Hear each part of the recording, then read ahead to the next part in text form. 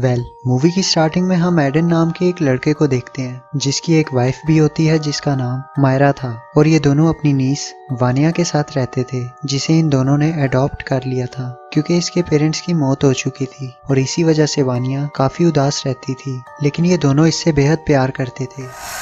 Aiden की एक toy factory थी जहाँ पर ज्यादातर डॉल्स बनाई जाती थी और कुछ ही दिन पहले एडन ने एक नई डॉल बनाई थी जिसका नाम सेब्रीना था, जो कि बच्चों को काफी पसंद आने लगी थी। और ऐसी ही एक सेकंड एडिशन सेब्रीना डॉल जो कि साइज में थोड़ी सी बड़ी थी, एडन अपनी वाइफ मायरा को गिफ्ट करता है क्योंकि ये उसने स्पेशली मायरा के लिए बनाई होती है और एडन का ये गिफ्ट मायरा को बहुत पसंद आता है। तो अगले दिन हम वानिया को उसके स्कूल में देखते हैं जहाँ पर इसका friend ditto Charlie Charlie game को खेल रहा होता है। अरे पढ़ाई कर लो थोड़ा, जिसकी मदद से वो अपनी ग्रैंड मदर की सोल को बुला रहा था।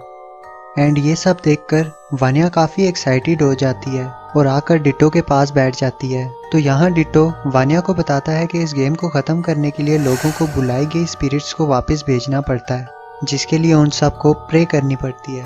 और एक एप्लीकेशन के बारे में भी बताता है जिसकी मदद से बुलाई गई सोल को हम इजीली ढूंढ भी सकते हैं।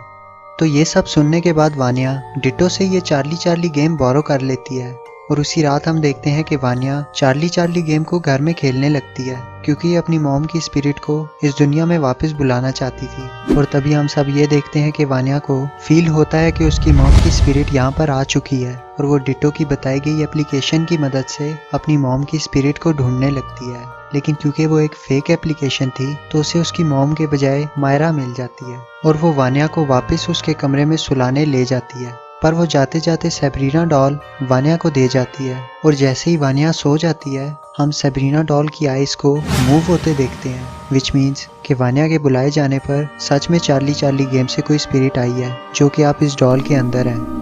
तो अगले दिन हम देखते हैं कि सेब्रीना डॉल घर में अपने आप ही घूमने लगती है और मायरा इसे देखकर ये सोचती है कि इनकी मेड ने शायद इसको यहाँ पर रख दिया है। तो उसी रात वानिया फिर से उसी ऐप की मदद से अपनी मॉम की सोल को ढूंढने लगती है और वो डिटेक्टर उसको जिस एंटिटी के बारे में बता रहा होता है वो एक डमी निकलती है।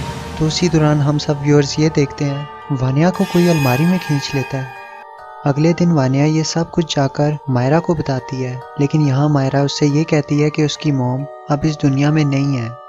जिसके बाद रात को मायरा को भी वानिया की मॉम एंटनी की स्पिरिट नजर आती है जो कि मायरा के देखते ही देखते एक डीमन में बदल जाती है और उस पर अटैक कर देती है। लेकिन मायरा चिल्लाते हुए वहां से भाग जाती है, जिस आवाज को सुनकर एडन भी वहां पर आ जाता है और अब ये दोनों मिलकर एक साथ मार खाते हैं। साले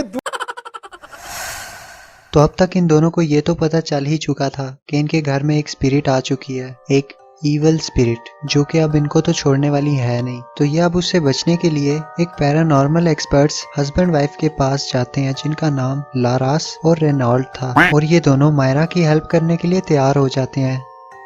जिसके बाद वो इनके साथ इनके घर आते हैं और चार्ली चार्ली गेम की मदद से स्पिरिट को वापस भेजने लगते हैं। लेकिन उसी दौरान चार्ली चार्ली गेम में आग लग जाती है और इनके घर की लाइट भी ऑफ हो जाती है और इसी अंधेरे का फायदा उठाते हुए वो डीमन वानिया को पोजेस्ड कर लेता है। जिसके बाद वानिया लारास पर अटैक कर देती है और इसी दौरान इनकी मेड मारी जाती है, लेकिन लारास किसी तरीके से बच जाती है और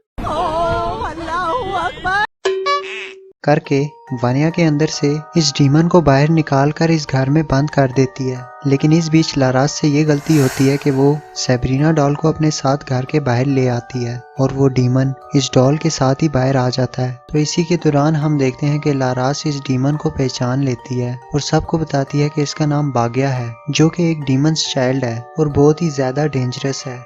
यहाँ वो ये भी बताती है कि बाग्या वही डीमन है जिसने वानिया की माँ को पोजेस्ड कर लिया था और उसी ने वानिया के फादर को भी मारा था और उस टाइम भी लारास और रिनॉल्ड ने ही वानिया की मॉम के अंदर से डीमन को निकालकर उसकी दुनिया में उसे वापस भेजा था। लेकिन उस दौरान एंटनी की मौत हो गई थी।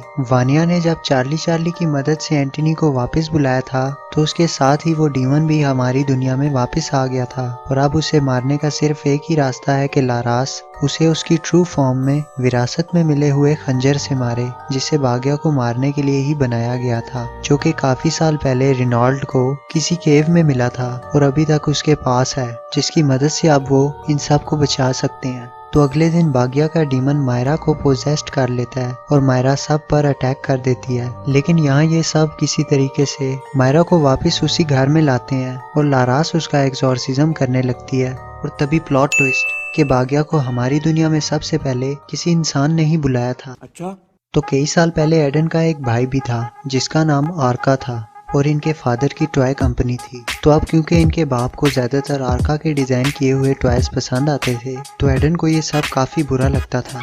और इनके फादर के मर जाने के बाद इनको ये भी पता चलता है कि इनकी प्रॉपर्टी का 60% हिस्सा आर्का के नाम पे है। एडन जाता है एक तांत्रिक के पास। 7 माह से मुक्ति पाने के लिए हमें एक नींबू चाहिए होगा। एंड वो अपने भाई को मारने के लिए इसकी मदद से बागिया को हमारी दुनिया में बुलाता है ताकि वो आर्का को मार सके और सारी जायदाद का वारिस। तो बागिया का डीमन जाकर आर्का को अंडर कंट्रोल करने की कोशिश करता है।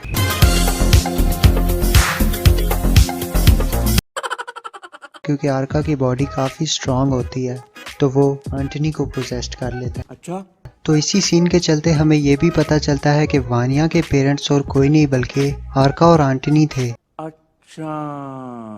और जब लारास ने बागिया का मुकाबला किया तो इन दोनों की मौत हो गई।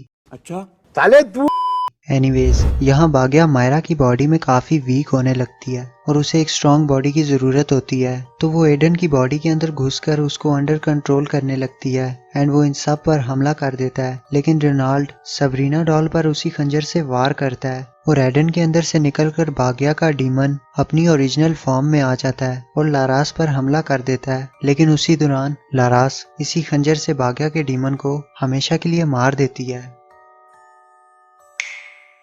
तो मूवी के एंडिंग सीन में एडन को पुलिस ले जाती है और वानिया मायरा के साथ खुशी खुशी रहने लगती है। और यहाँ लारास और रेनॉल्ड को भी एक नया केस मिल जाता है जिसमें इनको एक नई पैरानॉर्मल डॉल को इन्वेस्टिगेट करना होगा। और इसी के साथ ये मूवी